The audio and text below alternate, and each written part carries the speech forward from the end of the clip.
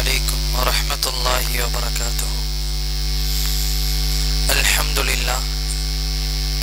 لله رب العالمين، نحمده ونستعينه ونستغفره ونؤمن به ونتوكل عليه، ونعوذ بالله من شرور أنفسنا ومن سيئات أعمالنا، من يهده الله فلا مضل له ومن يضلله فلا هادي له، وأشهد أن لا إله إلا الله وأشهد أن محمدا عبده ورسوله. أما بعد، وقال الله تعالى في القرآن الكريم: يا أيها الذين آمنوا اتقوا الله حق تقاته ولا تموتن إلا وأنتم مسلمون. يا أيها الناس اتقوا ربكم الذي خلقكم من نفس واحدة وخلق منها زوجها وبث منهما رجالا كثيرا ونساء، واتقوا الله الذي تساءلون به والأرحام إن الله كان عليكم رقيبا. وقال نبينا صلى الله عليه وسلم: إن أصدق الحديث كتاب الله، وخير الهدي هدي محمد صلى الله عليه وسلم، وشر الأمور محدثاتها، وكل محدثة بدعة، وكل بدعة ضلالة، وكل ضلالة في النار. أما بعد، சர்வ புகழும் புகழ்ச்சியும் என்னையும் உங்களையும் படைத்து பரிபாலித்து கொண்டிருக்கக்கூடிய ஏகவல்லோன் அல்லாஹுக்கே உரித்தாகட்டும். வார்த்தைகளில் சிறந்தது அல்லாஹுடைய வார்த்தை என்றும், வழிகாட்டுதலில் சிறந்தது எம்பெருமானார் தூதர் ஸல்லல்லாஹு அலைஹி வஸல்லம் அவர்களது வழிகாட்டுதல் என்றும், காரியங்களில் மிக மிக கெட்டதே மார்க்கத்தின் பெயரால் புதுமைகளை உண்டாக்குவது. ஒவ்வொரு புதுமைகளும் வழிகேடுகள், ஒவ்வொரு வழிகேடுகளும் நாளை மறுமையுடைய நாளில் மனிதனை நரகிலிட்டு செல்லும் என்பதாக அல்லாஹ்வினுடைய தூதர் போதித்து எச்சரித்ததை நான் எனக்கும் உங்களுக்கும் போதித்தவனாய் எச்சரித்தவனாய் இந்த உரையை ஆரம்பம் செய்கிறேன். அல்ஹம்துலில்லாஹ். அல்லாஹ்வினுடைய மிகப்பெரிய அருள், நீங்களும் நானும் இந்த ரமதானினுடைய மாதத்தில் தொடர்ச்சியாக நோன்பு நோற்றவர்களாக நோன்பை முடித்து இரவு தொழுகை எல்லாம் முடித்துவிட்டு அல்லாஹுவையும் ரசூலையும் கேட்டு தெரிந்து கொள்வதற்காக இந்த இடத்தில் ஒன்று சேர்ந்து கொண்டிருக்கிறோம். அந்த அடிப்படையில் இன்றைய தினம் சஹாபாக்களினுடைய வாழ்க்கையில் படிப்பினை, அவர்களினுடைய வாழ்க்கை எவ்வளவு அல்லாஹ்வுடையதாகவும் அடிப்படையில் அவர்களுக்கு அல்லாஹ் குர்ஆனில் சொல்லக்கூடிய அல்லாஹ் சொல்லக்கூடிய அந்த மரணத்தினுடைய நேரம் அவர்களிடத்தில் வர ஆரம்பித்து விட்டால், அந்த மரணம் அவர்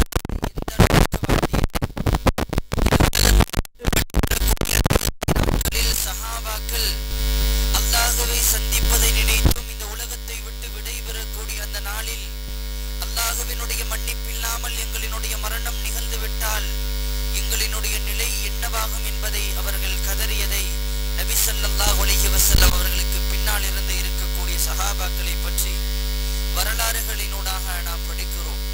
அந்த அடிப்படையில் இன்றைய தினம் அல்லாஹ்வினுடைய தூதர் ஸல்லல்லாஹு அலைஹி வஸல்லம் அவர்கள் எப்பொழுதெல்லாம் அல்லாஹ்வினுடைய மார்க்கத்திற்கான செய்திகளை சொல்லி முதலில் அல்லாஹ்வினுடைய மார்க்கத்தை சொல்லி மக்களை அல்லாஹ்வினுடைய பாதையில் அழைத்தார்களோ, அன்றைய காலத்திலிருந்து அல்லாஹ்வினுடைய தூதர் மரணிக்கும் காலம் வரையிலும் அல்லாஹ்வினுடைய தூதரோடே பயணித்த அபூபக்கர் ரலியல்லாஹு அன்ஹு அவர்களினுடைய வாழ்க்கை எப்படி எல்லாம் இருந்தது.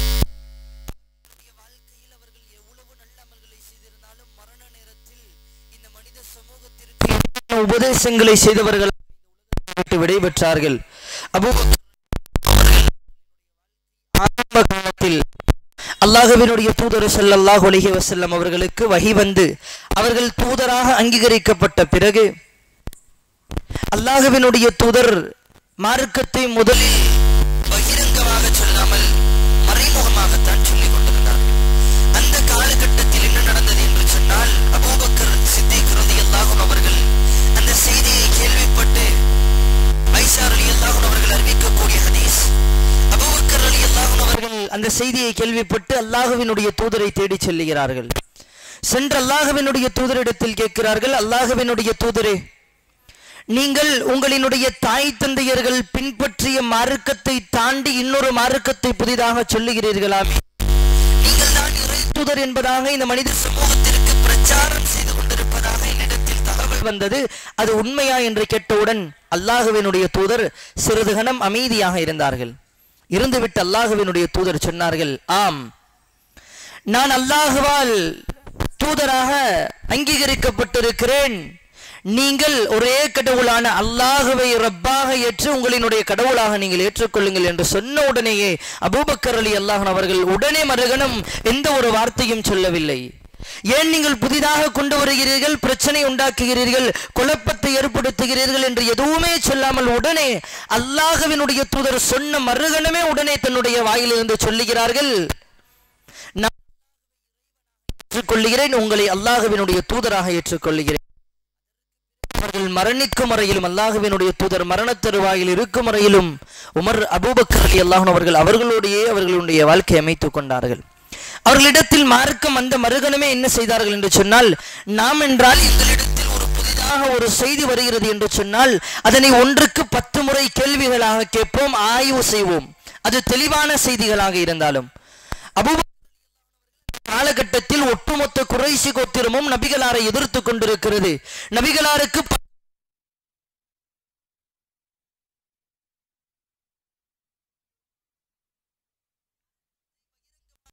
மறைமுகமாக மக்களுக்கு முன்னால் சொல்லிக் கொண்டிருக்கிறார்கள்.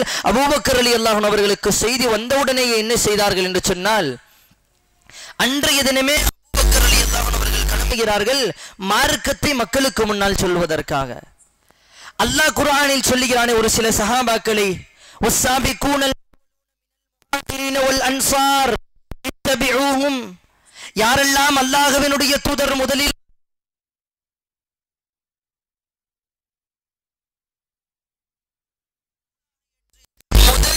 அல்லாஹ்வினுடைய தூதரோடு பயணித்தார்களோ, வஸ்ஸாபிகூனல் அவ்வலூன், முதலில் அல்லாஹ்வினுடைய தூதரை ஏற்றுக்கொண்டவர்களை, அவர்களை நீங்கள் பின்பற்றுங்கள் என்று அல்லாஹ் யாரை குர்ஆனில் சொல்லுகிறானோ அந்த பட்டியலில் ஆரம்பத்தில் வரக்கூடிய எல்லா சஹாபாக்களினுடைய பட்டியலை பார்த்தால் மிக முக்கியமாக அபூபக்கர் ரலியல்லாஹு அன்ஹு அவர்கள் தான் அவர்களை மார்க்கத்திற்காக அழைப்பு பணி செய்திருக்கிறார்கள். அந்த நாள் அல்லாஹ்வினுடைய தூதரிடத்திலிருந்து நீங்கள் லா இலாஹ இல்லல்லாஹ் ஏற்றுக்கொள்ளுங்கள் என்ற செய்தி வந்தவுடனேயே மறுகணம் என்ன செய்கிறார்கள் என்று சொன்னால், சமிஅனா வ அத்தானா, கேட்டேன் கட்டு, பிறகு அடுத்த கட்டமாக அதனை நான் சில மக்களுக்கு சொல்ல வேண்டும் என்று பயணத்தை மேற்கொள்கிறார்கள். உஸ்மான் இப்னு அஃபான் ரலியல்லாஹு அன்ஹு அவர்கள், ஜுபைர் இப்னு அவ்வாம், அப்துர் ரஹ்மான் இப்னு அபி வக்காஸ் மூத்த மார்க்கம் சொல்லப்படுகிறது. அவர்கள் எல்லாம் மார்க்கத்திற்காக பல தியாகங்களை, பல இழப்புகளை, அல்லாஹ்வினுடைய மார்க்கத்திற்காக எவ்வளவோ நல்ல காரியங்களை செய்திருக்கக்கூடிய இந்த முக்கியமான எல்லா சஹாபாக்களும் அபூபக்கர் ரலியல்லாஹு அன்ஹு அவர்களினுடைய கரத்தில் தான் இஸ்லாத்தை ஏற்றுக்கொள்கிறார்கள். பிறகு இன்னும் மிக முக்கியமான அழகான ஒரு செயல்பாடை செய்தார்கள். யாரெல்லாம் அடிமைகளாக இருக்கிறார்களோ, அடிமைகளாக மாட்டி தன்னுடைய எஜமானிடத்தில் சித்திரவதை அனுபவித்துக் கொண்டிருக்கிறார்களோ, அல்லாஹ்வினுடைய மார்க்கத்தை ஏற்றதற்காக என்று இருக்கக்கூடிய சில சஹாபாக்களையும் மார்க்கத்திற்காக, அல்லாஹ்வினுடைய மார்க்கத்திற்காக பணம் பொருளாதாரத்தை கொடுத்து அந்த சஹாபாக்களை வாங்கி அவர்களை விடுதலை செய்து விடுகிறார்கள். அதில் வரக்கூடிய சஹாபாக்கள் அடுத்த நாள், முதல் நாள் இந்த சஹாபாக்களுக்கு மார்க்கத்தை சொல்லிவிட்டு அடுத்த நாள் என்ன செய்கிறார்கள் என்று சொன்னால், உஸ்மான் இப்னு மல்ஊம் என்று சொல்லக்கூடிய சஹாபி, அபு உபைதா என்று சொல்லக்கூடிய சஹாபி, அப்துர் ரஹ்மான் இப்னு அவுஃப் ரலியல்லாஹு அன்ஹு அவர்கள், அபு சலாமா இப்னு அப்துல் அஸத், அர்க்கம் இப்னு அபுல் அர்க்கம் என்று சொல்லக்கூடிய இந்த எல்லா சஹாபாக்களையும் 2 நாட்களிலேயே கிட்டத்தட்ட 8க்கும் அதிகமான சஹாபாக்களுக்கு அல்லாஹ்வினுடைய மார்க்கத்தை சொல்லி கலிமாவை கற்றுக் கொடுத்து அந்த பாதையில் பயணிப்பதற்கு மிக முக்கிய காரணமாக இருந்தவர் அபூபக்கர் ரலியல்லாஹு அன்ஹு அவர்கள். இன்னும் என்ன செய்தார்கள், அடிமைகளை விலைக்கு வாங்கி அந்த எஜமானிடத்திலிருந்து சாதாரணமாக 100 தீனார்கள் என்று சொன்னால் 1000 தீனார்களை கொடுத்து வாங்கினார்கள். அந்த எஜமானர்கள் எல்லாம் விற்கும் போது என்ன சொன்னார்கள் தெரியுமா, பிலால் இப்னு ரலியல்லாஹு அன்ஹு அவர்கள் பிலால் இப்னு ரவாஹா ரலியல்லாஹு அன்ஹு அவர்கள் மிக சித்திரவதைக்கு ஆளாக்கப்படுகிறார்கள். அல்லாஹ்வினுடைய மார்க்கத்தை ஏற்றுக்கொண்டதற்காக அவனது எஜமானன் உமையா என்ன செய்கிறான் என்று சொன்னால் அவர்களினுடைய ஆடைகள் எல்லாம் கலற்றப்படுகிறது. பாலைவன மணலில் படுக்க வைக்கிறான். அந்த சூட்டின் காரணமாக உடல் முழுவதும் பொக்கலம் வைக்கக்கூடிய அளவிற்கு மாறுகிறது. ஒரு கட்டத்தில் பிலால் இப்னு ரவாஹா ரலியல்லாஹு அன்ஹு அவர்களினுடைய நெஞ்சில் மிகப்பெரிய ஒரு கல்லை தூக்கி வைக்கிறான். எந்த அளவிற்கு என்று சொன்னால் பிறழ முடியவில்லை, நேராகவும் படுக்க முடியவில்லை. அந்த கல்லினுடைய தாக்கத்தின் காரணமாக உடல் எல்லாம் அதிகமாக துன்புறுத்த ஆரம்பிக்கிறது. உடல் எரிகிறது. யோசித்து பாருங்கள், பாலைவன மணல், நிழலே இல்லாத மணல், அதிகமாக சூடு இறங்கக்கூடிய ஒரு மணலில் உடலில் ஆடை இல்லாமல் படுக்க வைத்து மேலே கல்லை வைத்தார்கள் என்று சொன்னால் எந்த அளவிற்கு வேதனை இருந்திருக்கும். அப்பொழுது அவர் தன்னுடைய நாவினால் எதையோ ஒலித்துக் கொண்டே இருக்கிறார். உமையாவிற்கு கேட்கவில்லை. உமையா அடிக்கிறான். லாத்து தான் கடவுள் என்று சொல், உஸ்ஸா தான் கடவுள் என்று சொல். எந்த கடவுளை நீ அல்லாஹ்வாக ஏற்று வணங்கிக் கொண்டிருக்கிறாயோ, எந்த தூதர் முஹம்மதை ஏற்றாயோ அந்த மார்க்கத்தை விட்டுவிடு, அல்லாஹ்வை நீ ஏற்றுக்கொள், நீ லாத்து உஸ்ஸாவை கடவுளாக ஏற்றுக்கொள் என்று சொன்ன உடனே வாய்க்குள்ளால் முணங்குகிறார்கள். பக்கத்தில் சென்று கேட்டவுடன் அஹதுன் அஹத், அஹதுன் அஹத், ஒருவனே ஒருவன், அல்லாஹ்வை தவிர வேறு கடவுள் கிடையாது என்பதாக உமையாவிடம் பகிரங்கமாக சொல்லுகிறான். ஒரு கட்டத்தில் என்ன நடந்தது தெரியுமா? பிலால் ரலியல்லாஹு அன்ஹு அவர்களை வீதியில் விட்டு சிறிய பிள்ளைகளிடத்தில் கல்லை கொடுத்து அடிக்க சொன்னார்கள். அல்லாஹு அக்பர். இந்த அளவிற்கான கொடுமைகள் எல்லாம் நடந்தது. இப்படிப்பட்ட அந்த சஹாபி அடித்து துன்புறுத்தப்பட்டு இரத்த வெள்ளத்தில் கிடக்கக்கூடிய அந்த சஹாபியை பார்த்த அபூபக்கர் ரலியல்லாஹு அவர்கள் ஓடி வருகிறார்கள். வந்து உமையாவிடத்தில் சொல்கிறார்கள், உமையாவே, இந்த பிலாலை நான் விலை கொடுத்து வாங்குகிறேன், எவ்வளவு தீனாருக்கு தருவீர்கள்? அவன் மிகவும் சொற்ப தீனார்களை சொல்லி இதற்கும் இந்த பிலால் ஒப்பாக மாட்டார் என்பதாக சொல்லி கேவலப்படுத்தும் பொழுது அபூபக்கர் ரலியல்லாஹு அன்ஹு அவர்கள் சொன்னார்கள், அவன் சொன்னதை விட பல மடங்கு அதிகமான தீனார்களை சொல்லி, இந்த பிலால் நீ நினைக்கிறாய் இவ்வளவு சாதாரணமானவர் என்பதாக, ஆனால் நாளைக்கு மறுமையில் அல்லாஹ்விடத்தில் சுவனத்தில் நுழையக்கூடிய மனிதர் லா இலாஹ இல்லல்லாஹ்வை இவர் ஏற்றுவிட்டார் என்று சொன்னால் நீ எவ்வளவு தீனார்களை என்னிடம் கேட்டாலும் இவருக்காக நான் தர தயாராக இருக்கிறேன் என்று சொல்லி ஒரு சில தீனார்களை கொடுத்து பிலால் அவர்களை வாங்கி விடுதலை செய்தார்கள். இப்படி பிலால் ரலியல்லாஹு அன்ஹு அவர்கள், அம்ர் இப்னு புஹைரா ரலியல்லாஹு அன்ஹு அவர்கள், உம்மு அபீஸ் ரலியல்லாஹு அன்ஹு அவர்கள், இப்படி பல இஸ்லாமிய பெண் அடிமை சஹாபி பெண்மணிகளையும் அபூபக்கர் ரலியல்லாஹு அன்ஹு அவர்கள் விலைக்கு வாங்கி உரிமை விட்டார்கள். இந்த அளவிற்கு அல்லாஹ்வினுடைய தூதர் மார்க்கத்தை சொன்னவுடன் தானும் ஏற்றுக்கொண்டு, யாருக்கெல்லாம் மார்க்கத்தை சொன்னால் ஏற்றுக்கொள்வார்களோ அவர்களூடாக அல்லாஹ்வினுடைய மார்க்கத்துக்கு பிரயோஜனம் இருக்குமோ அவர்களுக்கு மார்க்கத்தை சொல்லிக் கொடுத்து மார்க்கத்திற்காக பக்கபலமாக பயணிக்க ஆரம்பிக்கிறார்கள். அல்லாஹ்வினுடைய தூதர் ஸல்லல்லாஹு அலைஹி வஸல்லம் அவர்களோடே தான் இருப்பார்கள். அல்லாஹ்வினுடைய தூதர் எங்கெல்லாம் பயணிக்கிறார்களோ அந்த இடத்திலெல்லாம் ஒன்று அபூபக்கர் ரலியல்லாஹு அன்ஹு அவர்கள் இருப்பார்கள், இரண்டாவது உமர் ரலியல்லாஹு அன்ஹு அவர்கள் இருப்பார்கள். நபி ஸல்லல்லாஹு அலைஹி வஸல்லம் அடிக்கடி சொல்லுவார்கள், அபூபக்கரே அபூபக்கரே, உங்களுக்கு சுவனம் வாஜிபாகி விட்டது, நீங்கள் சுவனத்திற்கு சொந்தக்காரர். ஒரே மூச்சில் அல்லாஹ்வினுடைய தூதர் மெம்பரில் ஏறி சொல்லுகிறார்கள், அபூபக்கருன் ஃபில் ஜன்னா வ உமருன் ஃபில் ஜன்னா வ உஸ்மானுன் ஃபில் ஜன்னா வ அலியுன் ஃபில் ஜன்னா வ சஅதுன் ஃபில் ஜன்னா வ சயீதுன் ஃபில் ஜன்னா வ தல்ஹத்துன் ஃபில் ஜன்னா வ அப்துர் ரஹ்மான் இப்னு அவுஃப் ஃபில் ஜன்னா வ அமீனுல் ஹாதிஹில் உம்மா அபூ உபைதா இப்னு ஜர்ராஹ் ஃபில் ஜன்னா என்பதாக அல்லாஹ்வினுடைய தூதர் ஒரே மூச்சில் 10 சஹாபாக்களை அடையாளப்படுத்தினார்கள். அதில் முதலாவது அடையாளப்படுத்தியது உமர் அபூபக்கர் ரலியல்லாஹு அன்ஹு அவர்களைத்தான். அந்த அளவிற்கு மிக இலகுவான மனம் கொண்டவர். அவரினுடைய ஆட்சி காலத்தில் அவர்கள் செய்த பணிகளை பின்னால் நான் சொல்லி காட்டுகிறேன். எங்களினுடைய வாழ்க்கையை அது ஆச்சரியப்படுத்தும். இப்படி இருக்க அல்லாஹ்வினுடைய தூதர் ஹிஜ்ரத் பயணம் மேற்கொள்ள போகிறார்கள். மக்காவாசிகளால் துன்புறுத்தல் ஜாஸ்தியாகிறது. இருக்கக்கூடிய இடங்கள் எல்லாம் அபகரிக்கப்பட்டு வாழ்வதற்கு வாழ்வாதாரம் இல்லாத ஒரு சூழ்நிலை வந்தவுடன் மதீனாவை நோக்கிய பயணத்தை மேற்கொள்ள வேண்டும். நபி ஸல்லல்லாஹு அலைஹி வஸல்லம் அவர்கள் முன்னே சில சஹாபாக்களை அனுப்பி விடுவார்கள். தன்னுடன் வைத்திருப்பது அபூபக்கர் ரலியல்லாஹு அன்ஹு அவர்களைத்தான். அவர்களை அழைத்து அந்த பயணத்தை மேற்கொள்வார்கள். பல மாதம் பயணிக்கிறார்கள். குறைஷிகள் அல்லாஹ்வினுடைய தூதரினுடைய தலை யார் கொண்டு வருகிறார்களோ அவர்களுக்கு 100 ஒட்டகம் என்பதாக அபூஜஹல் கட்டளையிட்டவுடன் ஒட்டுமொத்த குறைஷிகளும் மதீனாவினுடைய பகுதிகளில் எல்லாம் தேடுகிறார்கள். தேடி எந்த இடத்திலுமே கிடைக்கவில்லை. அந்த இடத்தில் அல்லாஹ்வினுடைய தூதரோடு அல்லாஹ்வினுடைய பாதுகாப்பிற்கு பிறகு ஒரு நபர் துணையாக இருந்தார் என்று சொன்னால் அது அபூபக்கர் ரலியல்லாஹு அன்ஹு அவர்கள்தான். சாதாரணமான ஒரு விடயம் கிடையாது. நபி ஸல்லல்லாஹு அலைஹி வஸல்லம் அவர்கள் மரணிக்கும் பொழுது 63வது வயதில் மரணித்தார்கள். அதே போன்றுதான் அவரினுடைய நண்பர் அபூபக்கர் ரலியல்லாஹு அன்ஹு அவர்கள் மரணிக்கும் பொழுதும் 63வது வயதில் மரணித்தார்கள். நாம் சொல்லுவோமா இல்லையா, இந்த உலகத்தில் எங்களினுடைய நட்பு இந்த உலகத்தை மட்டும் பயணிக்க கூடாது, மரணத்தையும் தாண்டி எங்களினுடைய நட்பு பயணிக்க வேண்டும் என்பதாக நாம் சொல்லுவோம். உமர் ரலியல்லாஹு அன்ஹு அவர்களும் நபி ஸல்லல்லாஹு அலைஹி வஸல்லம் அபூபக்கர் ரலியல்லாஹு அன்ஹு அவர்கள் இவர்களினுடைய நட்பு மரணத்திலும் பயணித்தது என்று சொன்னால் ஆச்சரியம் கிடையாது. இன்றைக்கும் மக்காவிற்கு செல்லுங்கள், நபி ஸல்லல்லாஹு அலைஹி வஸல்லம் அவர்கள் அடக்கம் செய்யப்பட்டிருப்பார்கள், பக்கத்திலேயே அபூபக்கர் ரலியல்லாஹு அன்ஹு அவர்கள் அடக்கம் செய்யப்பட்டிருப்பார்கள், அதற்கு பக்கத்தில் உமர் ரலியல்லாஹு அன்ஹு அவர்கள். அல்லாஹ் கொடுப்பது இப்படித்தான். நாம் இந்த உலகத்தில் யாரை நேசிக்கிறோமோ நாளைக்கு மறுமையில் அவர்களோடு தான் இருப்போம் என்பதாக அல்லாஹ்வினுடைய தூதர் சொன்னார்கள். இந்த உலகத்தில் நீங்கள் எப்படி வாழ்கிறீர்களோ நாளைக்கு மறுமையில் அப்படித்தான் எழுப்பப்படுவீர்கள் என்று சொன்னார்கள். இந்த உலகத்தில் அபூபக்கர் ரலியல்லாஹு அன்ஹு அவர்கள் இஸ்லாத்திற்கு வருவதற்கு முன்னாலும் மிக கண்ணியத்தோடு வாழ்ந்தார்கள். ஒருமுறை ஒரு சஹாபி மார்க்கம் வந்த பிறகு கூட்டமாக அமர்ந்து எல்லா சஹாபாக்களும் பேசிக் கொண்டிருக்கும் பொழுது அபூபக்கர் ரலியல்லாஹு அன்ஹு அவர்களை பார்த்து கேட்பார்கள், நீங்கள் ஜாஹிலியத்தினுடைய காலத்தில் இருக்கும் பொழுது எது வாழ்க்கை, எது இன்பம், எதனை செய்தால் சுவனத்தை அடைவோம் என்ற எதுவுமே தெரியாமல் நீங்கள் வாழ்ந்து கொண்டிருக்கும் பொழுது நீங்கள் மது அருந்தியது ஒன்றா என்று கேட்டவுடன் அபூபக்கர் ரலியல்லாஹு அன்ஹு அவர்கள் சொன்னார்கள், அஸ்தக்ஃபிருல்லாஹ், இல்லை நான் குடித்ததே கிடையாது, ஒரு காலம் நான் மதுவினுடைய பாட்டிலை கூட தொட்டது கிடையாது, அது மானக்கேடான ஒரு விடயம். அந்த காலத்தில் எல்லாம் மது குடிப்பது மிகவும் கௌரவமாக இருந்தது. எப்படி நம்முடைய வீடுகளில் தண்ணீர் குடிப்பதற்கு இருக்கிறதோ அதே போன்று மதுக்கள் இருக்கும்.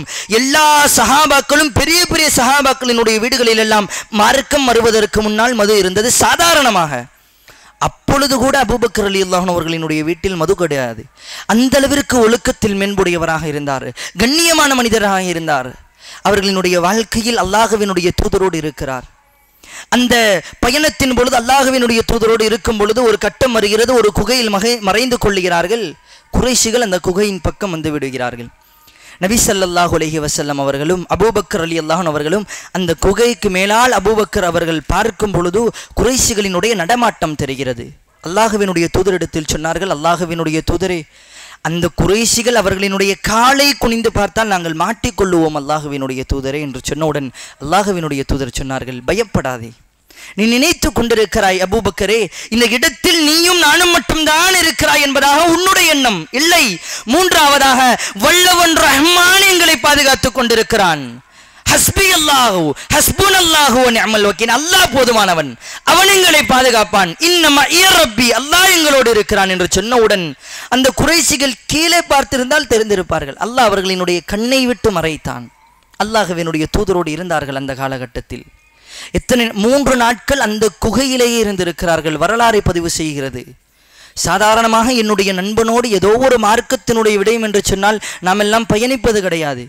இன்பமான விடயத்தை தாண்டி இந்த அல்லாஹ்வினுடைய மார்க்கத்திற்காக ஏதோ ஒரு பயணம் இருக்கிறது என்று சொல்லி யாராவது அழைத்தால் அதனை முதலில் தட்டி கழிப்பதற்கு தான் நாங்கள் எல்லாம் ஆசைப்படுவோம். 3 நாட்கள் ஒரு குகையில் எத்தனை மாதங்கள் பாலைவனத்தில் பயணித்திருப்பார்கள். அல்லாஹ் அவர்களை அந்த அளவிற்கு தான் கண்ணியப்படுத்தி வைத்திருந்தான். அதே போன்று அல்லாஹ்வினுடைய தூதருக்கு ஆறுதலான தூதர் தானே, அல்லாஹ்வினுடைய தூதருக்கு ஆறுதலான சஹாபி தான் அபூபக்கர் ரலியல்லாஹு அன்ஹு அவர்கள். பத்ரினுடைய முதலாவது யுத்தம், ஒட்டுமொத்த முஸ்லிம்களும் இஸ்லாத்தை ஏற்ற எல்லா முஸ்லிம்களும் அந்த யுத்த களத்தில் இருக்கிறார்கள். சில பெண்களையும் வயதானவர்களையும் தவிர வாலிபர்கள், மார்க்கத்திற்காக வேண்டி பாடுபடக்கூடிய எல்லா இஸ்லாத்தை ஏற்ற சஹாபாக்கள் 313 சஹாபாக்கள் அந்த யுத்த களத்தில் நிற்கிறார்கள். எதிரிகள் 1000 நபர்களை தாண்டி இருக்கிறார்கள். பக்க பலத்தோடு இருக்கிறார்கள், படைபலத்தோடு இருக்கிறார்கள். எல்லா நபர்களும் எண்ணுகிறார்கள், எம்முடைய நிலை ஒரு கால் அல்லாஹ்வினுடைய உதவி இல்லை என்று சொன்னால் இந்த யுத்தத்தோடு முஸ்லிம்கள் அழிந்து விடுவார்கள். அல்லாஹ்வினுடைய தூதர் அமருகிறார்கள், கூடாரத்தில் சுஜூதில் விழுகிறார்கள், அல்லாஹ்விடத்தில் தன்னுடைய கையை உயர்த்துகிறார்கள், அல்லாஹ்விடத்தில் கேட்கிறார்கள், யா அல்லாஹ், இந்த 313 சஹாபாக்கள் மட்டும்தான் உன்னுடைய மார்க்கத்தை சொல்லுவதற்காக இருக்கிறோம். ஒரு கால் இந்த யுத்தத்தில் நாங்கள் கொல்லப்படுவோம் என்று சொன்னால் லா இலாஹ இல்லல்லாஹ்வை ஒழிப்பதற்கு இந்த உலகத்தில் உயிர் இருக்காது. யா அல்லாஹ், நாங்கள் வாழ வேண்டும். இந்த 313 சஹாபாக்களுக்கு உன்னுடைய உதவி இல்லாவிட்டால் இந்த யுத்தத்தோடு லா இலாஹ இல்லல்லாஹ்வை சொல்லுவதற்கு மனிதர்கள் இந்த உலகத்தில் இருக்க மாட்டார்கள் யா அல்லாஹ் என்பதாக பல மணி நேரங்கள் அல்லாஹ்விடத்தில் கரத்தை உயர்த்தி துஆ கேட்டுக் கொண்டிருக்கிறார்கள். எந்த அளவிற்கு அளவிற்கு வருகிறது என்று சொன்னால் ஹதீஸில் அல்லாஹ்வினுடைய தூதர் மேலங்கி அணிந்திருந்தார்கள், கீழே ஒரு ஆடை அணிந்திருந்தார்கள். துஆ கேட்பதற்காக கையை உயர்த்தியதினுடைய உயரத்தின் காரணமாக மேலங்கி கலண்டு விழுந்தது. அல்லாஹ்வினுடைய தூதர் தாரை தாரையாக அழுகிறார்கள். அபூபக்கர் ரலியல்லாஹு அன்ஹு அவர்கள் கூடாரத்தில் இருந்தார்கள். உடனே ஓடி வந்து அந்த துணியை எடுத்து அல்லாஹ்வினுடைய தூதரை அப்படியே அந்த துணியால் போர்த்தி பின்னால் அணைத்து கொண்டு சொன்னார்கள், அல்லாஹ்வினுடைய தூதரே, அல்லாஹ்வினுடைய தூதரே, அல்லாஹ் உங்களுக்கு வாக்கு தந்திருக்கிறான், லா இலாஹ இல்லல்லாஹ் இந்த உலகத்தில் வாழும் என்று அல்லாஹ் சொல்லி இருக்கிறான். கவலைப்படாதீர்கள் நபியே, அழாதீர்கள் நபியே, நாங்கள் உங்களோடு இருக்கிறோம். இந்த அபூபக்கர் எந்த காலமும் உங்களோடு மட்டும்தான் வாழ்ந்து கொண்டிருப்பார், நீங்கள் பயப்படாதீர்கள் நபியே என்பதாக அல்லாஹ்வினுடைய தூதர் அழுது கொண்டிருக்கும் பொழுது பின்னால் கட்டி அணைத்து ஆறுதல் சொன்ன நபி அபூபக்கர் ஆறுதல் சொன்ன சஹாபி அபூபக்கர் ரலியல்லாஹு அன்ஹு அவர்கள். இப்படி பல சம்பவங்கள் அல்லாஹ்வினுடைய தூதருக்காகவே அவர்கள் வாழ்ந்து கொண்டிருந்தார்கள். ஒரு நாள் அல்லாஹ்வினுடைய தூதர் சொன்னார்கள், அம்மா இன்னக யா அபூபக்கர், அம்மா இன்னக யா அபூபக்கர், அபூபக்கரே நான் உனக்கு ஒரு விடயத்தை சொல்லட்டுமா? அவ்வலு மன் தகலல் ஜன்னத மின் உம்மதி, அவ்வலு மின் தகலல் ஜன்னத உம்மதி. அபூபக்கரே, என்னுடைய சமுதாயத்திலிருந்து முதலாவது சுவனம் நுழையக்கூடிய மனிதர் யார் தெரியுமா? அது நீங்கள் தான். இன்னக்க அம்மா இன்னக்க, நிச்சயமாக நீங்கள் தான் அபூபக்கரே.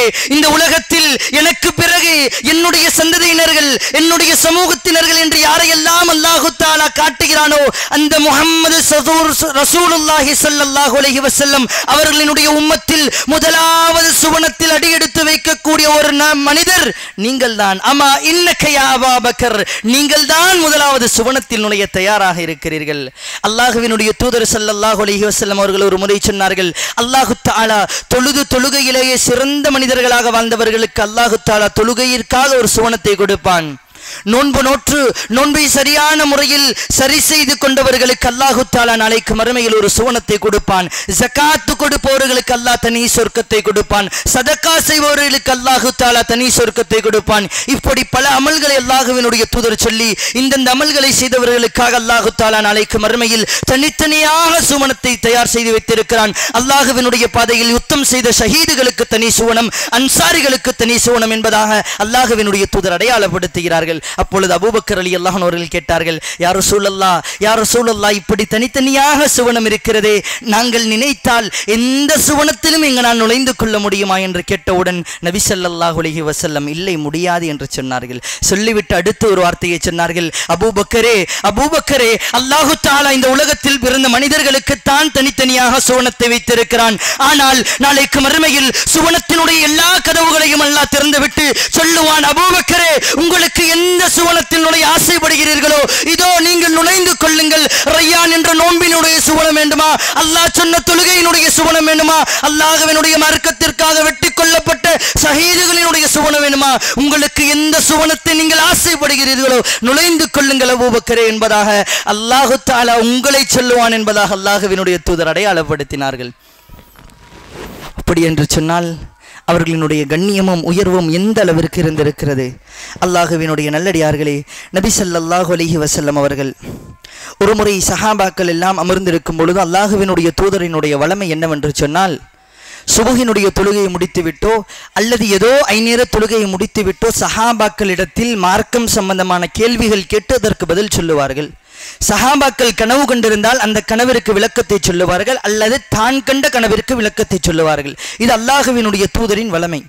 ஒரு நாள் அல்லாஹ்வினுடைய தூதர் ஃபஜ்ர் தொழுகையை முடித்துவிட்டு சஹாபாக்களை திரும்பி ஒரு சில கேள்விகள் கேட்டு அதெல்லாம் முடிந்த பிறகு அல்லாஹ்வினுடைய தூதர் சொல்லுகிறார்கள், மன் அஸ்பஹ மின்கும், இன்றைய தினத்தில் உங்களில் யார், மன் அஸ்பஹ மின்குமுல் யௌம ஸாயிமன், இன்றைய தினத்தில் உங்களில் யார் நோன்பாளியாக இருக்கிறீர்கள்?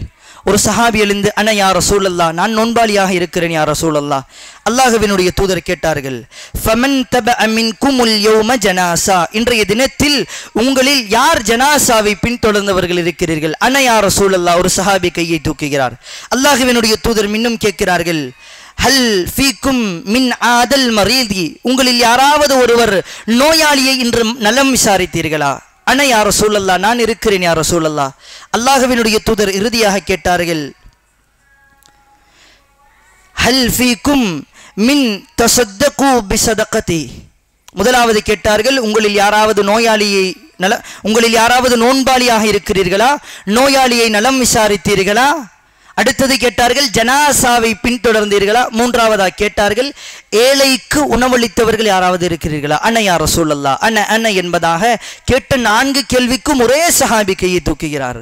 பின்னால் வருகிறது, அல்லாஹ்வினுடைய தூதர் இந்த மனித சமூகத்திற்கு மத்தியில் எந்த ஒரு நல்ல அமலை முதலில் சொல்லி இதனை செய்யுமாறு கட்டளையிட்டு இதற்கு இப்படியான கூலி நாளைக்கு மறுமையில் பெறுவீர்கள் என்று எந்த அமல்கள் எல்லாம் அவர்களிடத்தில் சொல்லப்படுகிறதோ முதலாவது அபூபக்கர் ரலியல்லாஹு அன்ஹு அவர்கள் தான் அதனை செய்திருப்பார்கள். அன்றைய தினத்தில் அல்லாஹ்வினுடைய தூதர் கேட்டார்கள், உங்களில் யார் நோன்பாளியாக இருக்கிறீர்கள்? அபூபக்கர் ரலியல்லாஹு அன்ஹு அவர்கள் சொன்னார்கள், யா ரசூலல்லாஹ், நான் இருக்கிறேன். இன்றைய தினம் உங்களில் யார் நோயாளிக்கு நலம் விசாரித்தீர்கள்? யா ரசூலல்லாஹ், நான் இருக்கிறேன்.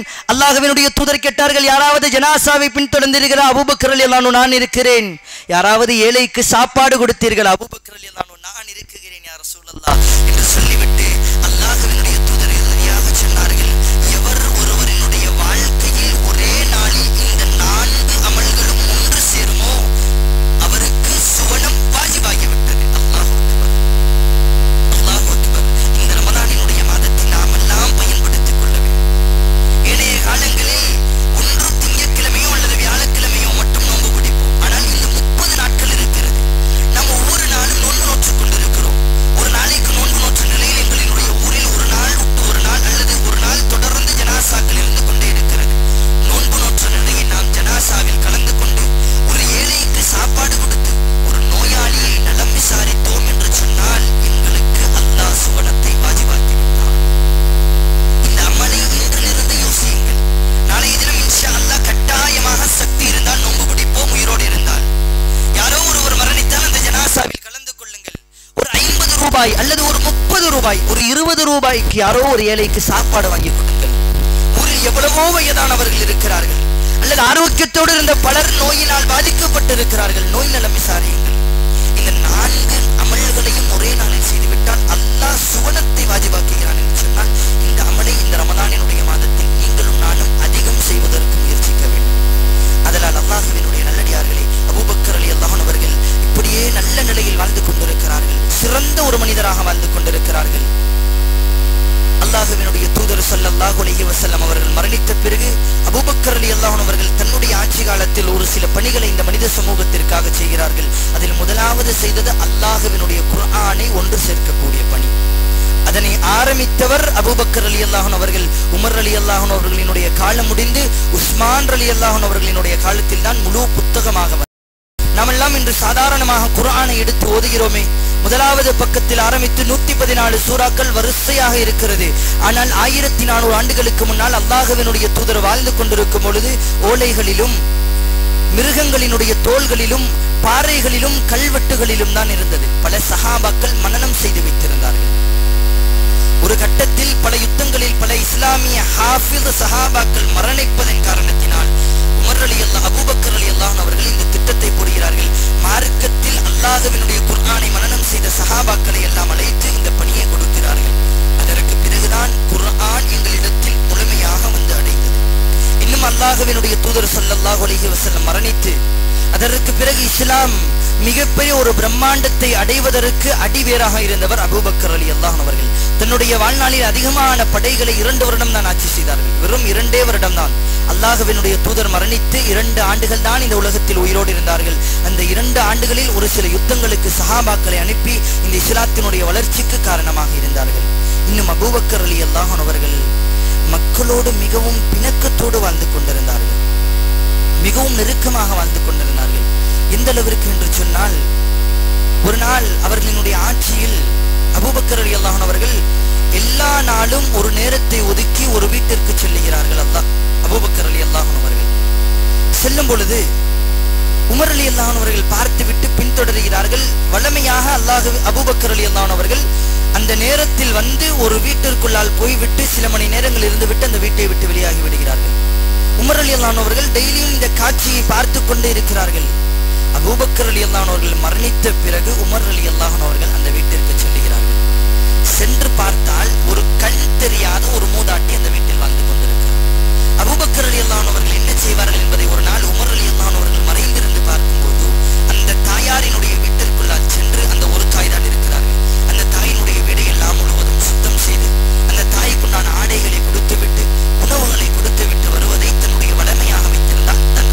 அதிகாரத்தில் இருக்கும் பொழுது இதனை தொடர்ச்சியாக செய்து வந்தார். அவர் மரணித்து விட்டார். உமர் ரலியல்லாஹு அன்ஹு அவர்களுக்கு ஒரு நல்லெண்ணம், அபூபக்கர் அவர்கள் செய்த காரியத்தை நாங்கள் விட்டுவிடக் கூடாது, அந்த பெண்ணுக்கு தான் கண் தெரியாதே. அதெல்லாம் என்ன செய்கிறார்கள், உமர் ரலியல்லாஹு அன்ஹு அவர்கள் வளமையை போன்று அபூபக்கர் ரலியல்லாஹு அன்ஹு அவர்கள் நுழையக்கூடிய அதே நேரத்தில் அந்த வீட்டுக்கு செல்கிறார்கள். சென்று அந்த வீடை சுத்தம் செய்கிறார்கள். அந்த தாய்க்குண்டான எல்லா பணிவிடையும் செய்து முடித்து விட்டு சாப்பிடுவதற்கு பேரித்தம்பளத்தை குடித்து விட்டு வெளிவரும் பொழுது அந்த தாய் கேட்கிறாள், அபூபக்கர் எங்கே என்பதாக. உமர் ரலியல்லாஹு அன்ஹு அவர்களுக்கு ஒரு ஆச்சரியம். நான் பேசவில்லை, என்னுடைய வாயை துறக்கவில்லை, அபூபக்கர் செய்த பணிகளை நானும் சரியாக செய்தேன், அதில் எந்த மாற்றமும் நான் செய்யவில்லை. ஒரே ஆச்சரியத்தோடு உமர் ரலியல்லாஹு அன்ஹு அவர்கள் கேட்கிறார்கள், அருமை தாயே, என்ன காரணம்? நானும் அபூபக்கர் செய்வதை தானே செய்தேன், ஏதாவது மாற்றம் செய்தேனா, குறை வைத்தேனா? எப்படி நான் அபூபக்கர் இல்லை என்பதை நீங்கள் கண்டுபிடித்தீர்கள்? அல்லாஹு அக்பர். அவர்கள் சொன்ன வார்த்தை, நீங்கள் பேரித்தம்பளத்தை தந்தீர்கள், அது கொட்டையோடு இருந்தது, அபூபக்கர் அந்த பேரித்தம்பளத்தை பிரித்து கொட்டையை எடுத்து விட்டு எனக்கு தருவார், நான் சிரமம் இல்லாமல் சாப்பிடுவதற்கு. அல்லாஹ் அக்பர். உமர் ரலியல்லாஹு அன்ஹு அவர்கள் தாரை தாரையாக ஆரம்பிக்கிறார்கள். அபூபக்கரே, உங்களின் இடத்தை எங்களால் ஒரு காலம் அடைய முடியாது. அபூபக்கரே, உங்களின் இடத்தை எங்களால் ஒரு காலம் அடைய முடியாது. அல்லாஹ்வினுடைய தூதர் ஒரு முறை சொன்னார்கள், அபூபக்கரே, இந்த உலகம் இருக்கிறது, இந்த உலகத்தில் எவ்வளவோ மனிதர்கள் இருக்கிறார்கள், பல மனிதர்கள் எனக்கு பல செயல்பாடுகளை செய்திருக்கிறார்கள், அதற்கு நன்மாராயமாக மறுகாரியமாக நான் எல்லாத்தையும் செய்து முடித்து ஒருபடி அதிகமாகவே செய்து விட்டேன், அவர்கள் எனக்கு தந்ததை திருப்ப நான் கொடுத்து விட்டேன், ஆனால் எனக்கு செய்த உதவிக்கு நன்மாராயம் சரி கடன் என்னால் கொடுக்க முடியாது என்று சொன்னால், இந்த உலகத்திலேயே அபூபக்கர் உங்களுக்கு செய்ய வேண்டிய கடமைகள் தான் என்னால் செய்ய முடியாது என்று அல்லாஹ்வினுடைய தூதர் சொன்னார்கள். அந்த அளவிற்கு பணிவான ஒரு மனிதர். அல்லாஹ்வினுடைய தூதர் அடிக்கடி சொல்லுவார்கள், எப்படி தெரியுமா, நபிமார்களுக்கு பிறகு இந்த உலகத்தில் சிறந்த ஒரு மனிதர் இருப்பார் என்று சொன்னால் அது அபூபக்கர் தான். அல்லாஹ் அக்பர். இவ்வளவு உயர்வான வார்த்தைகளுக்கு சொல்லக்காரர். இந்த சஹாபி என்ன செய்தார் தெரியுமா? ஒரு முறை அல்லாஹ்வினுடைய தூதர் மரணித்த பிறகு தான் ஆட்சி அதிகாரத்தில் அமர்கிறார்.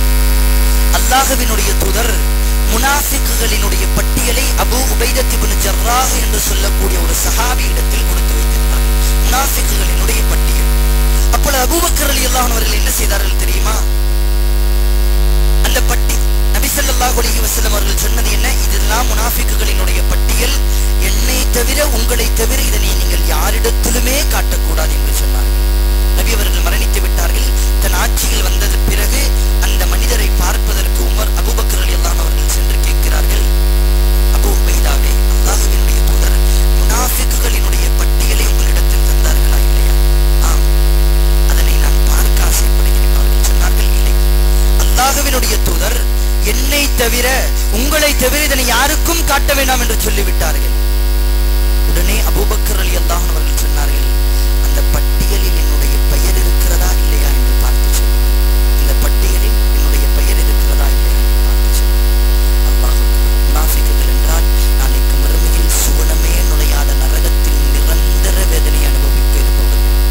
அந்த பட்டியலில் என்னுடைய பெயர் இருக்கிறதா என்பதை பார்ப்பதற்கு ஆசைப்பட்டு தான் நான் வந்தேனே தவிர அந்த பட்டியலின் மனிதர்களை பார்ப்பதற்கு கிடையாது என்று சொன்னார்கள். என்று சொன்னால் அந்த மனிதர்கள் எந்த அளவுக்கு முதலில் அல்லாஹ்வினுடைய தூதரோடு நின்றவர்கள், சுவனத்திற்கு நன்மாராயம் கூறப்பட்டவர்கள், நாளைக்கு மறுமையில் எல்லா சுவனங்களும் திறக்கப்பட்டு நீங்கள் எந்த சுவனத்தில் வேண்டுமானாலும் நுழைந்து கொள்ளுங்கள் என்று சொல்லக்கூடிய அளவிற்கு உயர்வான சொந்தக்காரர் அபூபக்கர் ரலியல்லாஹு அன்ஹு அவர்கள். ஒரு கட்டம் வருகிறது, அபூபக்கர் ரலியல்லாஹு அன்ஹு அவர்கள் மரணத்தருவாயில் படுக்கிறார்கள். மரணத்தருவாயில் இருக்கும் பொழுது அபூபக்கர் ரலியல்லாஹு அன்ஹு அவர்கள் உமர் ரலியல்லாஹு அன்ஹு அவர்களை பார்க்குமாறு அழைத்து உமர் அவர்கள் வந்தவுடன் சொல்லுகிறார்கள், உமரே, உங்களிடத்தில் நான் ஒரு சில விடயங்களை சொல்லுகிறேன், அதனை நீங்கள் கட்டுப்படுங்கள், அதனை செய்து முடித்து விடுங்கள். சொல்ல ஆரம்பிக்கிறார்கள். மரணப்படுக்கையில் இருந்து கொண்டு இந்த சக்கராத்தினுடைய வேதனை எந்த மனிதனையும் விடாதோ, எந்த சக்கராத்தினுடைய வேதனையில் இந்த சிந்தனைகளும் என்னை மிகைக்காமல் அல்லாஹ்வையும் ரசூலையும் மட்டும் எதிர்பார்த்த நிலையில் என்னுடைய நாவுகள் லா இலாஹ இல்லல்லாஹ் முஹம்மதுர் ரசூலுல்லாஹ் என்று சொல்லுவதற்கு சிரமப்பட்டு கொண்டிருக்குமோ அந்த நாவுகளால் உபதேசம் செய்ய ஆரம்பிக்கிறார்கள். உமர் ரலியல்லாஹு அன்ஹு அவர்களை அழைத்து சொல்லுகிறார்கள், உமரே, இறைவன் பகலில் சில கடமைகளை கடமையாக்கி இருக்கிறான், அந்த கடமைகளை இரவில் செய்தால் இறைவன் ஏற்றுக்கொள்ள மாட்டான். இரவில் சில கடமைகளை அல்லாஹ் கடமையாக்கி இருக்கிறான், அந்த இரவில் செய்ய வேண்டிய கடமைகளை பகலில் செய்தால் அல்லாஹ் ஏற்றுக்கொள்ள மாட்டான். இதை இந்த மனித சமூகத்திற்கு நீங்கள் எடுத்துரையுங்கள். அல்லாஹ் கடமையான வழி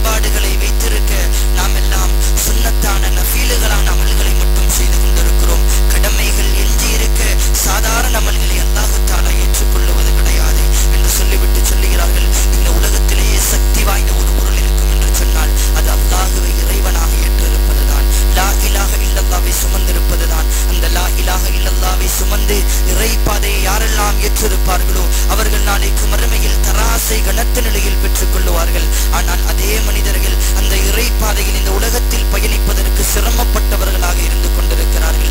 இந்த உலகத்தில் ஒரு சில மனிதர்கள் இலகுவான நிலையில் வாழ்ந்து கொண்டிருக்கிறார்கள். அல்லாஹ் தடுத்த இறை பாதையை விட்டு மாறிய ஒரு தவறான கொள்கையில் பயணித்துக் கொண்டிருக்கிறார்கள். அதனை செய்வது இலகுவாக இருக்கும், பாவத்தை செய்வது சாதாரணமாக இருக்கும், குற்றத்தை செய்வது லேசாக இருக்கும்.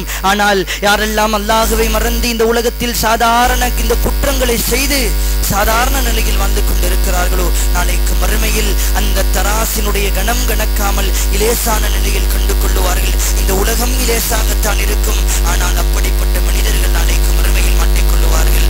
ஆகையால் உமரே, இந்த சமூகத்தை எனக்கு பிறகு நீங்கள் தான் வழி நடத்த வேண்டும் என்பதாக சொல்லிக் கொண்டிருக்கும் போதே ஆயிஷா ரலியல்லாஹு அவர்கள் வந்து விடுகிறார். அபூபக்கர் ரலியல்லாஹு அவர்களுடைய மகள் ஆயிஷா ரலியல்லாஹு அவர்கள் வந்தவுடன் அபூபக்கர் ரலியல்லாஹு அவர்கள் செய்கையால் பக்கத்தில் அழைக்கிறார். வந்து தன்னுடைய தகப்பனுக்கு பக்கத்தில் அமர்ந்தவுடன் அபூபக்கர் ரலியல்லாஹு அவர்கள் கேட்டார்கள், ஆயிஷாவே, அல்லாஹ்வின் தூதரின் மனைவியே, என் அருமை மகளே, நான் இந்த உலகத்தை விட்டு விடைபெற போகிறேன் என்று நினைக்கிறேன். நான் மரணிக்கக்கூடிய நிலையில் இருந்து கொண்டிருக்கிறேன். அல்லாஹ்வினுடைய தூதர் மரணித்த பிறகு எத்தனை துணிகளை கொண்டு அவர்களை கஃனிட்டீர்கள்? ஆயிஷா ரலியல்லாஹு அவர்கள் சொன்னார்கள், வெண்மையான 3 பருத்தி துணிகளை கொண்டு நாங்கள் கஃன் செய்தோம். வெண்மையான 3 பருத்தி துணிகளை கொண்டு அல்லாஹ்வினுடைய தூதரை நாங்கள் கஃனிட்டோம். அபூபக்கர் ரலியல்லாஹு அவர்கள் தன்னுடைய உடலை இப்படியே பார்க்கிறார்கள். பார்க்கும் பொழுது அந்த உடலில் அவர்கள் அணிந்திருக்கக்கூடிய ஆடையில் ஏதோ ஒரு கரை இருக்கிறது. பார்த்துவிட்டு சொன்னார்கள், என்னையும் நீங்கள் புது ஆடைகள் வாங்க வேண்டாம், புது கஃன் துணிகள் வாங்க வேண்டாம். இதோ நான் அணிந்திருக்கக்கூடிய இந்த ஆடையில் இந்த கரையை மட்டும் சுத்தம் செய்துவிட்டு 2 அதிகமான துணிகளை போட்டு என்னை அடக்கம் செய்து விடுங்கள். இந்த உலகத்தில் இருக்கிறது கேட்டார்கள் ஆயிஷா ரலியல்லாஹு அவர்கள். இதெல்லாம் படையாடையாக இருக்கிறது, இதனை வைத்தா உங்களை நாங்கள் கஃனிடுவது? அபூபக்கர் ரலியல்லாஹு அவர்கள் சொன்னார்கள், இல்லை, இந்த உலகத்தில் புதிய ஆடை உயிரோடு இருப்பவர்களுக்கு தான் நான் இந்த உலகத்தை விட்டு விடைபெற போகிறேன், மரணிக்கப் போகிறேன். அல்லாஹ்வினுடைய தூதர் சொன்ன நிரந்தரமான பயணத்திற்கு நான் தயாராகிவிட்டேன். புதிய ஆடைகள் வேண்டாம். என்னிடம் இருக்கக்கூடிய பழைய ஆடைகளில், ஆக பழைய ஆடைகளில் 2 ஆடைகளை எடுத்து நான் அணிந்திருக்கக்கூடிய ஆடைக்கு மேலால் என்னை பொறுத்து என்னை கஃன் எடுத்து விடுங்கள். அதற்கு பிறகு சொன்னார்கள், அவர்களுடைய மனைவி அழைத்து சொன்னார்கள், என் அருமை மனைவியே, என் அருமை மனைவியே, இந்த உலகத்தை விட்டு நான் இறுதியாக பயணிக்கப் போகிறேன். அல்லாஹ்வினுடைய தூதர் சொன்ன கபரினுடைய வாழ்க்கை அனுபவிக்கப் போகிறேன். இந்த உலகத்தில் நான் வாழக்கூடிய இறுதி நாள் இந்த நாளாகத்தான் இருக்கும். அதனால் உன்னுடைய கையால் நீ என்னை குளிப்பாட்டி, என் அருமை மனைவியே, இங்கு இருக்கக்கூடிய ஒவ்வொரு ஆண்களும் பெண்களும் உங்களுடைய உள்ளத்தால் முடிவெடுங்கள். எங்களுக்கும் மரணம் இருக்கிறது. அல்லாஹ் சொல்லுகிறான், அல்லாஹ்வினுடைய குர்ஆன் பேசுகிறது, சக்ரத்துல் மௌத் பில் ஹக் தாலிக மா குன்த மின்ஹு தகி. மனிதனே, எந்த மரணத்தை கண்டு நீ ஓடிக்கொண்டிருக்கிறாயோ அந்த மரணம் உன்னை துரைத்துக் கொண்டே இருக்கிறது. அந்த சக்கராத்தினுடைய வருதல் என்பது நிச்சயமான உண்மை. ஒரு நாள் நீனும் படுத்த படுக்கையாக மாறுவாய். அந்த மரணப்படுக்கைக்கு முன்னால் உன்னுடைய சக்கராத்தினுடைய நிலை உன்னுடைய உடலை வாட்டத்தான் போகிறது. மனிதனே, அந்த சக்கராத்திற்காக நீ உன்னை தயார்படுத்திக் கொள் என்பதாக அல்லாஹ்வினுடைய குர்ஆன் சொல்லுகிறது. நீங்களும் நானும் தயாராக வேண்டும். அந்த நபிமார்கள், பல நபிமார்களினுடைய மரண நேரம் எப்படி அமைந்தது தெரியுமா? நாங்கள் நினைத்து கொண்டோம், இந்த உலகத்தில் நல்லவனாக வாழ்ந்தால், உத்தமனாக வாழ்ந்தால், அல்லாஹும் ரசூலும் சொன்ன அடிப்படையில் வாழ்ந்தால் நல்ல நிலையில் மரணிப்போம் என்று. ஆம், நல்ல நிலையில் தான் மரணிப்போம். ஆனால் சக்கராத்தியம் யாரையும் விட்டு வைக்காது. அல்லாஹு தஆலா மூசா அலைஹிஸ்ஸலாம் அவர்களினுடைய உயிரை கைப்பற்றிவிட்டு மூசா அலைஹிஸ்ஸலாம் அவர்களிடத்தில் கேட்டான்.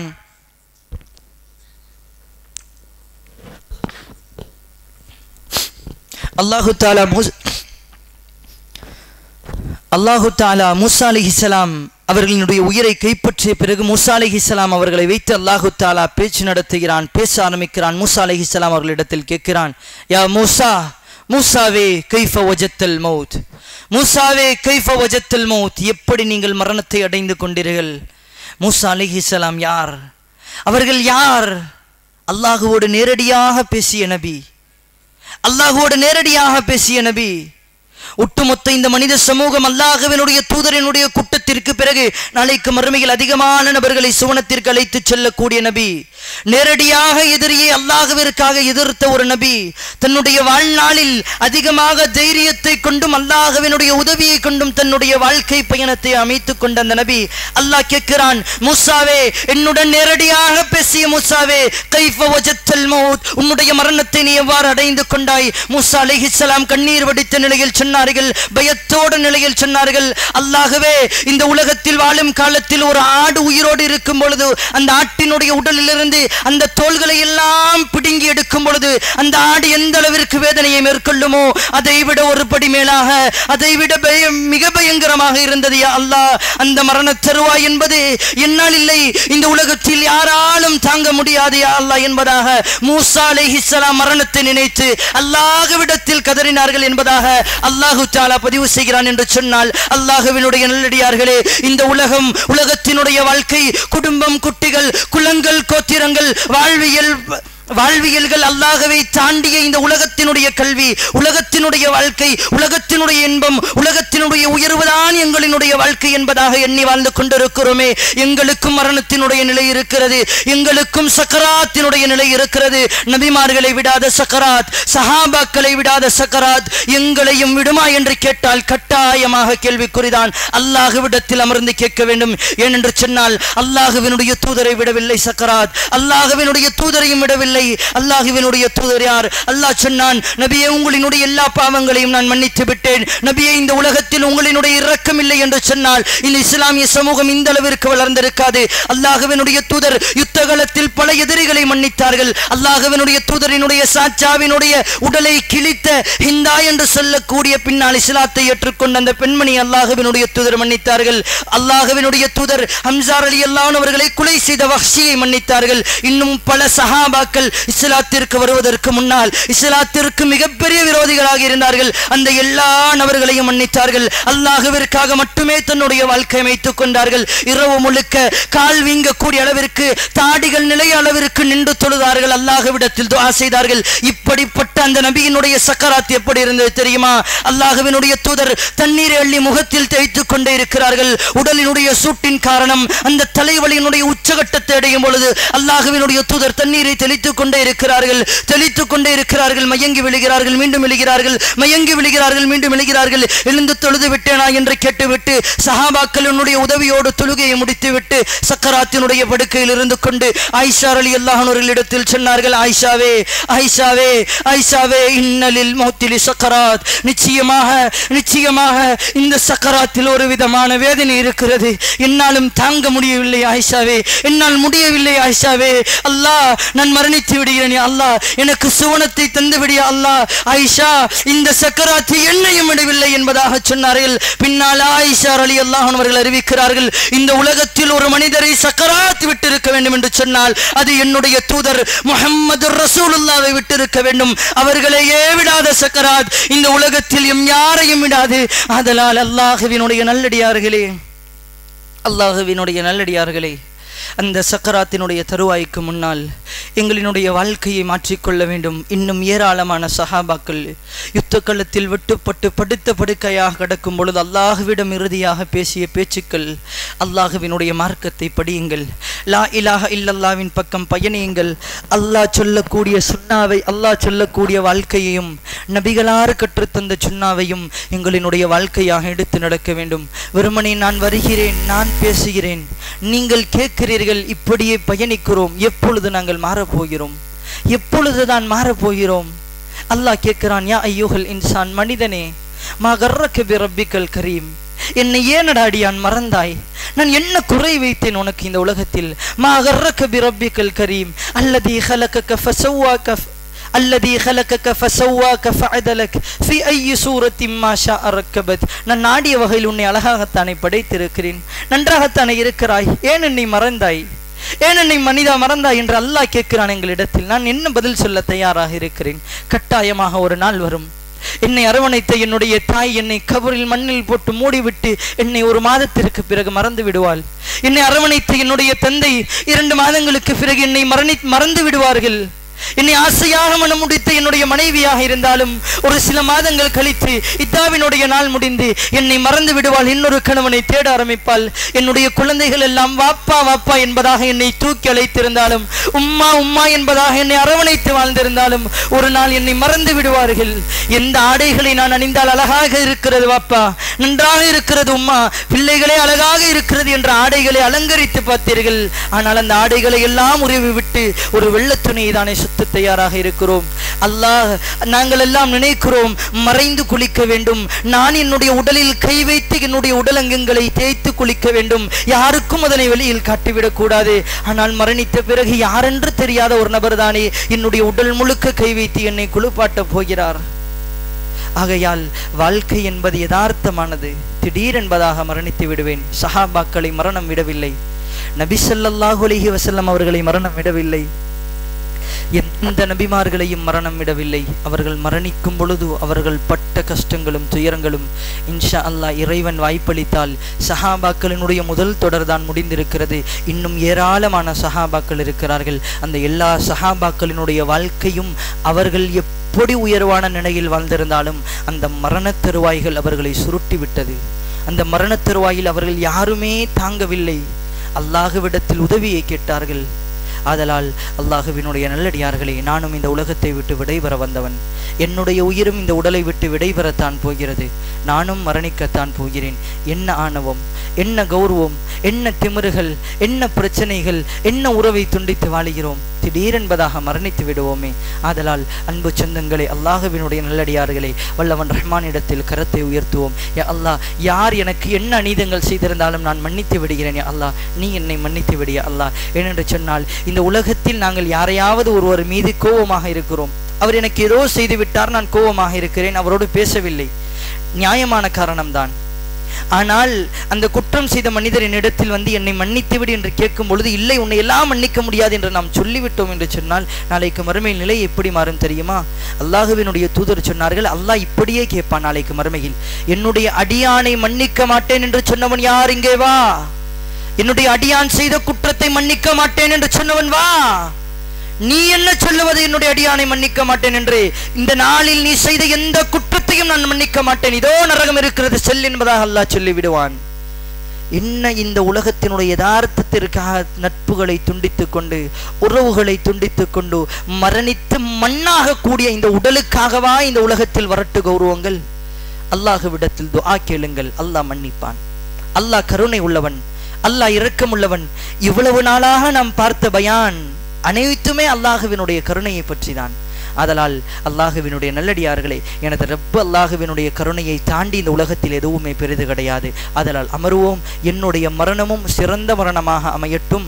அந்த சக்கராத்தினுடைய வேதனையில் இருந்து அல்லாஹ் என்னையும் என்னுடைய சந்ததியினர்களையும் காப்பாற்றி விடு ரஹ்மானே என்று அல்லாஹுவிடத்தில் கேளுங்கள். சக்கராத் யாரையும் விடப்போவது கிடையாது. ஆதலால் நீங்களும் நானும் அல்லாஹுவினுடைய பாதைக்காக யுத்தம் செய்து அல்லாஹுவினுடைய பாதையில் எங்களினுடைய உயிர் கொள்ளப்படும் என்று சொன்னால் எங்களுக்கு சக்கராத்து கிடையாது. ஆதலால் சக்கராத்தை பயந்தவர்களாக இருந்தால் அல்லாஹ்விடத்தில் அவனது பாதையில் மரணிக்க வேண்டும்.